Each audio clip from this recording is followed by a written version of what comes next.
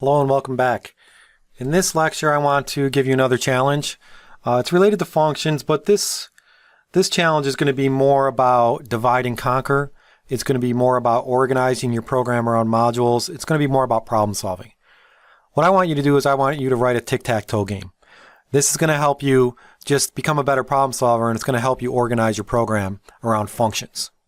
You're also going to utilize an array. You're going to have to figure out how to format certain data. But it's going to be a simulation of a tic-tac-toe game. We're not going to write a computer. It's going to be player one versus player two. So I want you to write a program that plays tic-tac-toe. Hopefully everybody is familiar with this program, or this game I should say. It's just a game that's played on a 3x3 grid with two players. You take turns, X's and O's. Hopefully that rings a bell.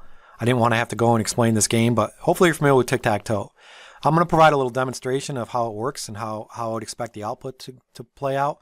But it's a basic tic-tac-toe game. What I want to do is you're going to probably need to create an array to represent the actual board, the 3x3 grid. I think you can get away with just creating a single dimension array. You could actually create a 2D array as well to represent the rows and the columns. 2D would probably be more intuitive, but it might be easier. It might be a bit harder to visualize in your code. But either way works. The good thing about programming is there's many solutions to a problem. I'm going to show you one of my solutions and my design approach, but feel free to change the design. As long as you're using the C constructs correctly, that's all I care about. I want you to learn how to use C. As long as your program is modularized and it's organized and it's easy to maintain and there's quality code, that's what I'm worried about. So one way to implement, only one way, is representing the board as a single dimensional array with 10 elements. The reason I have 10 elements here is I don't want you to use 0. These 10 elements are going to represent the board, but they're also going to represent the coordinates on the board. So I'm going to demo this and show you how I'm thinking it working, but the way that you're going to actually pick the box that you want to draw in is going to be based on the element number. In addition to creating an array for the board, you have to try to think of how you're going to break this problem down, how you're going to organize it. I'm thinking at the very minimum that you're going to need at least 3 functions, probably more. But you need to at least have one function that checks for winners. This will basically just see if a person has won the game. Or it may also even check for a draw. You should have a function that draws the board, because you're going to be drawing the board after every player's turn. And you're going to reuse this. Another function for marking the board, this happens when the user actually wants to put X or an O in a certain box. You need a function to set that box as an X or an O. What will happen is you'll probably be populating the array with that X or O. And that way you can look at the array to see if you won or lost. So you can, and in the mark board, it would also allow you to check for an invalid selection. So if valid selections were 1 through 9 and the user entered 10, you would say, hey, you can't do that, try again. The game should be user-friendly, should be intuitive to use as far as a user perspective, and it should be organized as far as a programming perspective. Really think about this one. Get some planning out, do some planning, get some paper out, start writing some designed out how you're going to attack this problem and what functions you're going to need to use. The way that I'm thinking of this is going to run, let me show you a little demo. I'm not going to show you any source code, but this is what I envision the game will look like when we run it. Maybe a little title that says, hey, the game.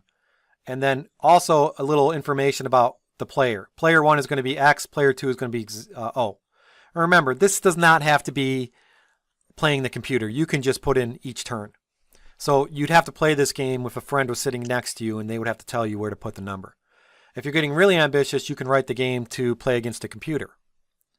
But you'll notice that the 3x3 grid has numbers in it initially. You can use these numbers to enter. So if player 1 wants to take their turn and they represent X, depending on what number they enter, that's where the X is going to be placed. So we print the grid, we display the board, and then we also tell the user whose turn it is. And we tell them to enter a number. So in this case, I'm going to go ahead and enter number 2 and hit return. And what will happen after I hit 2 and return, it's going to actually see if somebody won. It's going to clear the screen and it's going to redraw the board. So after I hit 2 and entered, you'll notice that I still have the title, I still have player 1 and player 2, but now in box 2 I have an X. So what else I should have done there is I should have checked before I displayed the board whether or not we had a winner or a draw. And obviously that's the first entry, so we have neither. Since we don't have a winner or a draw, I'm now going to ask player to enter a number. And then they can pick any number here. Now if I entered an invalid number, like 10, it should tell me it's invalid. And it should allow me to maybe make another move.